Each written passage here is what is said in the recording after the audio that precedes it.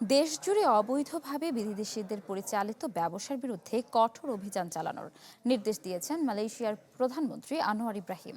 সোমবার এক অনুষ্ঠানে তিনি বলেন, পর্যটক ও শিক্ষা ভিসার অপব্যবহার করে ব্যবসা পরিচালনা এবং স্থানীয়দের নামে লাইসেন্স নিয়ে বিদেশিদের ব্যবসা করার প্রবণতা উদ্বেগজনক হারে বেড়েছে। এ সময় সংশ্লিষ্ট মন্ত্রণালয় ও সংস্থাগুলোকে সমন্বিতভাবে ব্যবস্থা নেওয়ার নির্দেশ দেন তিনি। আরও জানান, সংশ্লিষ্ট সংস্থাগুলোর অবৈধ ব্যবসা, অর্থের উৎস ও সম্ভাব্য অর্থ পাচারের বিষয়ে তদন্ত করবে কর বিভাগ, কাস্টমস, বাণিজ্য মন্ত্রণালয়, স্থানীয় কর্তৃপক্ষ ও কেন্দ্রীয় ব্যাংক। লাইসেন্স বা পারমিটের অপব্যবহার প্রমাণিত হলে তা বাতিল করা হবে। এছাড়া অবৈধ ব্যবসা শনাক্তে কৃত্রিম বুদ্ধিমত্তা প্রযুক্তি ব্যবহার করা হবে। জাতীয় স্বার্থবিরোধী ও অবৈধ ব্যবসায়িক কর্মকাণ্ডের বিরুদ্ধে সরকার কোনো ধরনের ছাড় দেবে না বলেও হুঁশিয়ারি দেন তিনি।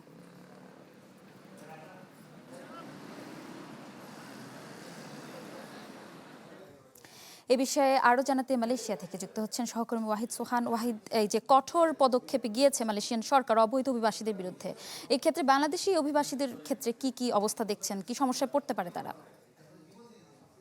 হ্যাঁ, জি, ইপসিত আপনাকে ধন্যবাদ। আপনি যেমনটি বলছিলেন আসলে মালয়েশিয়া তার দেশের আইন শৃঙ্খলা রক্ষা করার জন্য এবং তার দেশের ব্যবসা-বাণিজ্য এবং এখানে যে নিয়ম নীতি রয়েছে, এই নিয়ম নীতিটিকে স্বাভাবিক রাখার জন্য যেহেতু এখানে অসংখ্য বিদেশি নাগরিক রয়েছে এবং বিভিন্নভাবে বিভিন্ন রকম ক্রাইমের সাথে তারা জড়িয়ে যাচ্ছে। এই ক্রাইমের সংখ্যাটা বিদেশি নাগরিকদের পক্ষ থেকে বেড়ে যাওয়ার কারণেই কিন্তু মালয়েশিয়া সরকারের পক্ষ থেকে গতকালকেই যে ৮ জুন মালয়েশিয়ার ক্যাবিনেটের মাধ্যমে সিদ্ধান্ত হয়েছে যে এখানে যে সমস্ত আহ, বিদেশি নাগরিকরা রয়েছেন এবং তাদের যেই ব্যবসা বাণিজ্য রয়েছে, এই ব্যবসা বাণিজ্যগুলো আসলে এটি কতটা আইন শৃঙ্খলা মেনে হচ্ছে এবং মালয়েশিয়া সরকারের যেই নির্দেশনা রয়েছে যে সেই নির্দেশনা অনুযায়ী তারা ব্যবসা করছেন কিনা এটিকে তত্ত্বাবধান করে যারা মালয়েশিয়ার আইন লঙ্ঘন করে কোনো ব্যবসায়ের সাথে যুক্ত থাকবে তাহলে তাদের প্রতি হলো যে মালয়েশিয়ার আইন অনুযায়ী তাদের বিরুদ্ধে ব্যবস্থা গ্রহণ করা হবে। আর আপনি যেমনটি বলছিলেন আসলে এখানে আমাদের যে সমস্ত বাংলাদেশি ব্যবসায়ীরা রয়েছেন,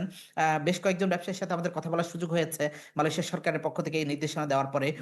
যারা এখানে আসলে জেনুইনলি ব্যবসা করছেন, যাদের এখানে লাইসেন্স রয়েছে অথবা মালয়েশিয়াতে মালয়েশিয়ান পার্টনারের সাথে মিলে যারা বিজনেস করছেন এবং নিজস্ব কাগজপত্র এখানকার মালয়েশিয়ার আইন শৃঙ্খলা রক্ষার জন্য যে বিষয়গুলো রয়েছে, এই বিষয়গুলো মেনে যারা ব্যবসা করছেন কিন্তু তাদের জন্য এখানে কোনো উদ্বেগের বিষয় নেই। তারা শুধু মালয়েশিয়ার আইন অনুযায়ী এসএসএম, মালয়েশিয়ার ইমিগ্রেশন এবং এখানকার কাস্টমস এবং এখানকার যে এলএসডিএন ট্যাক্স ডিভিশন রয়েছে, যারা এই নিয়ম নীতিগুলো মেনে এখানে থাকবেন, ব্যবসা করবেন, তাদের ক্ষেত্রে মালয়েশিয়া সরকারের পক্ষ থেকে কোনো বাধা নেই এবং মালয়েশিয়া সরকারের পক্ষ থেকে বিভিন্ন প্রণোদনাও রয়েছে, তারা এই প্রণোদনার অন্তর্ভুক্ত হবে। আর যারা মালয়েশিয়ার আইন ভঙ্গ করে বিভিন্ন রকম সোশ্যাল ভিজিট পাস অথবা ওয়ার্কার ভিসা কিন্তু তারা বিজনেস করছেন, দোকান খুলে বসেছেন, বিভিন্ন রকম বিষয়ের সাথে তারা জড়িয়ে যাচ্ছেন, কোনো ক্রাইমের সাথে এখানে সিগারেটের ব্যবসা করছেন, গাঁজার ব্যবসা করছেন, এই যে ক্রাইম গুলো রয়েছে, এই ক্রাইম গুলোর সাথে যারাই সম্পৃক্ত হচ্ছেন তারাই কিন্তু মালয়েশিয়া আইনের আওতায় চলে আসবে।